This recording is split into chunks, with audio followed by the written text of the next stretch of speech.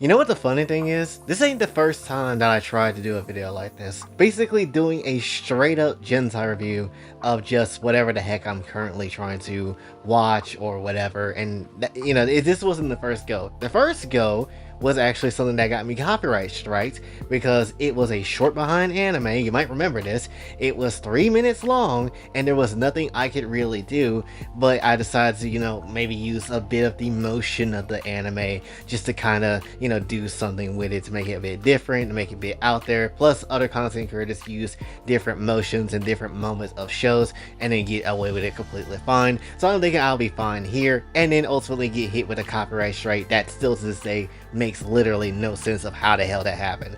But ever since then, I didn't want to do another Gentai review just solely off of that. But there's a lot of stuff out there. There's a lot of stuff out there that I actually do like, and to be honest, I feel like that's something that this channel can do. It should be right up the alley of what I would like to do. So I'm gonna give it another go.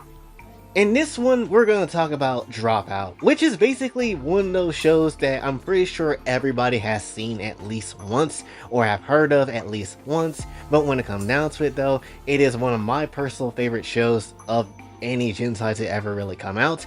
And to be honest, if we're looking at it from a top 10 category, which at some point we need to do another top 10 Gentai because it's been a while, ultimately, this is in the top 3 somewhere. I don't know where, possibly close to number 2, but this is definitely in top 3 category for me. Also, another thing, I'm not gonna sit here and lie, I didn't know how to exactly talk about this, so I'm just gonna kind of wing it, solely because it's not really a lot of lore here. Like a lot of Gentai don't really have a lot of story to kind of talk about and to really think about, and ultimately you're kind of just here for the beat meat material, which duh, that's what Gentai is for.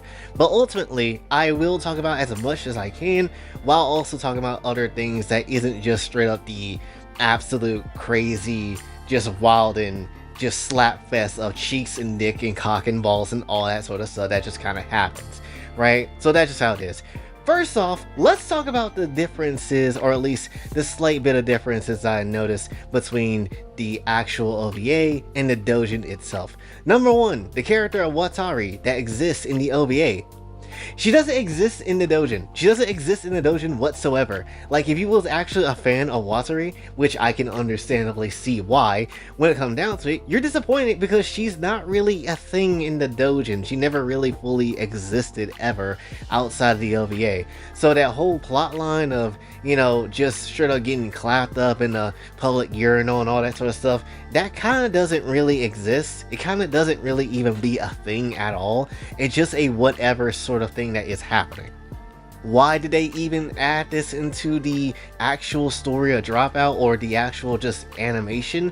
I don't know. They just say, well, Shichijo's gonna need a hot ass woman just equally as hot as her that everybody would probably want to pound, so why the hell not? There's also other minor differences that exist, like maybe certain scenes kind of don't happen in the OVA, like Shishijo getting clapped on top of the roof. There's also like a few character swaps that don't really exist in the actual OVA too, but that's kind of like the minor things that's there. There's also one big thing that we'll talk about as we discuss the story and just everything that kind of happens, so there is that too. But anyway, let's start off with exactly what is Dropout. Why is it so what it is? What is the whole thing? At first, and I'm not gonna sit here and lie, because it's been a while since I've seen it, I legit thought the premise of Dropout was basically everybody clapping cheeks for some reason, and then ultimately it's because of the birth rate of Japan needing to go up. I thought that for the longest time, but apparently I didn't really use my brain too much while watching the damn story, because that's not what it actually is. What it actually is that basically you have a lot of people that come out of high school, college, or whatever, and essentially they don't know what they're doing with their life. They basically don't go into the work field, they don't necessarily do anything to advance themselves, to further studying or their careers or whatever,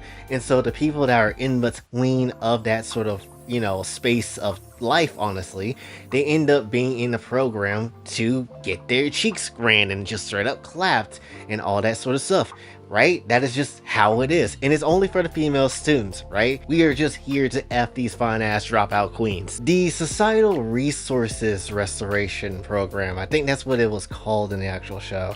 But basically, they would take a lot of women, a lot of these freshly out of high school ass women, and essentially would just turn them into equipment, literally. And essentially be like, all right, for the highest graded students, you gonna get a nice one with a fat ass, boy. That's essentially what it is. The better your grades was in school, the best woman is available for you for your own personal uses, right? That is just how it is. And I ain't gonna sit here and lie, if that was actually the case, bitch, I'm doing well at school. I would have a whole redo of school. High key, I would not need to ever worry about having any sort of bad grades again, because my ass is for sure gonna continuously make sure I keep my damn personal on a whole on deck. That is just how it is. I'll be damned if I ever lose that thing again, because there ain't no damn way. Math being my worst subject, F that. We're gonna learn it today. We're gonna beat it to our brains. If I gotta use a whole textbook to beat my own ass with it,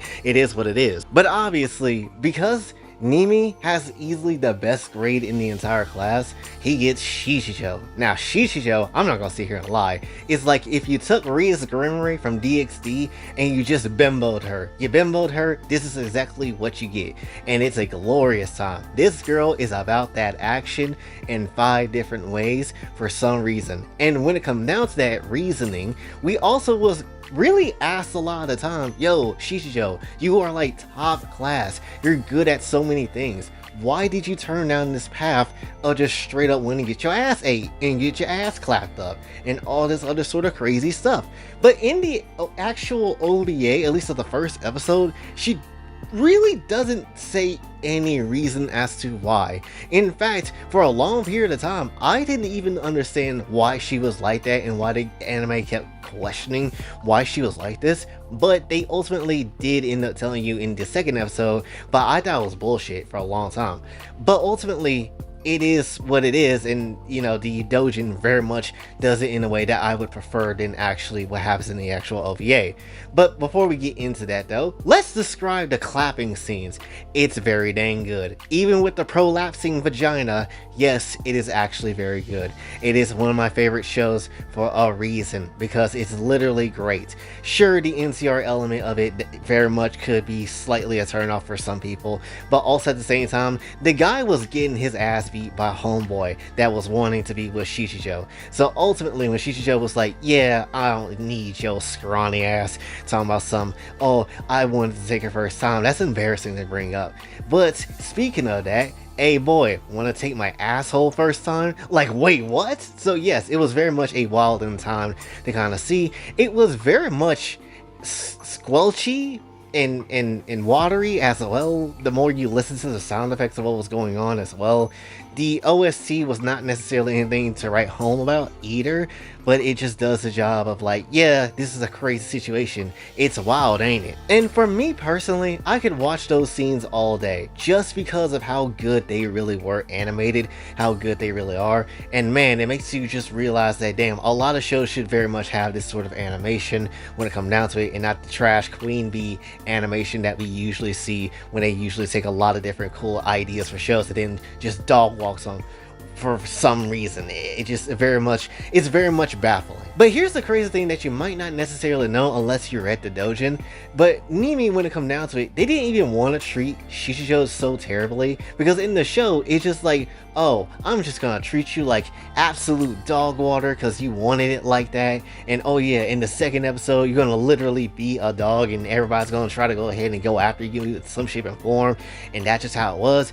But ultimately it wasn't even like that. In the doujin, basically he didn't even want to treat Shishijo like an object, like an actual tool for just usage, right? But Shishijo wanted it like that. She basically was on that sort of timing, and if she wasn't gonna get used like that, somebody else will, and she would just turn into a public urinal, you know, and that's just how it is. So obviously, not wanting to lose fine shit of all the fine shits in this whole entire damn school, yeah, I'm gonna treat you rough as well, and then start clapping those booty cheeks hard as shit. And that's essentially how it was. It wasn't the fact that, oh yeah, I'm just gonna snap and I'm just gonna, violate and use Shishijo in whatever way possible just for no reason. No, I don't want to lose this person because I like the shit out of them, so I'm also gonna just do this because I kind of have no choice to. So that's why Mans would beat on her ass like it's some drums. That's why he was just going in on her in the second episode when it come down to them being in the toilet with a whole bunch of dudes and whatever. That's why he was acting so hard, because Shishijo was literally going to abandon that man. But the question comes down to is why? Why did Shishijo even do all this in the first damn place? Both episodes basically go in on the idea of, why did she choose this path? What was the reason for it, right? And for a long time, again, I didn't really know what the hell the path was. But ultimately, Watari and Shishijo in the Dojin pretty much explains why. Essentially, Shishijo is very talented. She's good at things like Aikido, she's good at multiple other different talents and things like that as well. And essentially, she's just top brass. She's just absolutely the top of everything when it comes down to school. And there was a lot of expectations on her, and she was very much not really vibing with a lot of those expectations. And so she basically compared herself with her expectations to a common bitch that was getting used right below her under a damn bridge that was happening, for somebody getting some ass cheeks on the bridge. Essentially, she looked down at that and was like, my expectations of how people have of me is no different than this whore. They basically want her to use her body in these different ways to satisfy everybody else, and essentially people kind of have me doing the same thing with my academic goals. So ultimately, I'm tired of it, and I'd rather do something that actually is a bit more fun than trying to have all these really boring and really annoying ass expectations when it comes down to it, right? So essentially, she chose the expectation of being a public onoho. That's why she ripped up her whole ass, like test paper and answers and all that sort of stuff, and straight up volunteered to be an equipment piece for other people to use. And granted, you might not necessarily know this either, but ultimately, while she does be used as an onoho a lot of the damn time in the show, in the Dojin, she also showcases that yes, she actually is smart. Yes, she actually can help you study and, do all the things that you should do as a student, right? That's like the big other part of this whole thing. It's like half you getting smashing lessons, but also at the same time, you get some actual lessons, you understand? But ultimately, that is just Shishijo's role. She just wanted to be used by somebody, and essentially that's just how it was, because why the hell not? And if anybody gets in the way of her goals, she'll just Aikido them to death. I guess Tenko has some competition now, but that's essentially Shishijo in a nutshell. And ultimately, Watari is not necessarily anything special. Like when she was basically offering up her services to old boy didn't want to have that because he was so hell-bent on wanting Shishijo. And ultimately, she's like, all right, since he don't want to use me, I'll just let somebody else do it. And so she became a public usage for other people. However, she never really became true public usage. She kind of, got sawed by her old dude, and the old dude was like, hold up, you became public use? And some fat ass was like, hold up now, I want to clap Watari, she looking mad good, she could use some ugly bastard in her. And the old dude was like, hell nah, I gotta clap this shit immediately, I gotta hog this shit to myself. And yeah, homeboy hogged it and did everybody a favor, instead of seeing fat ass try to, hog the damn fine shit that's just strapped to a damn toilet. I'm pretty sure no one wanted to see ugly ass dude clapping fine shit. I think that's just how it is.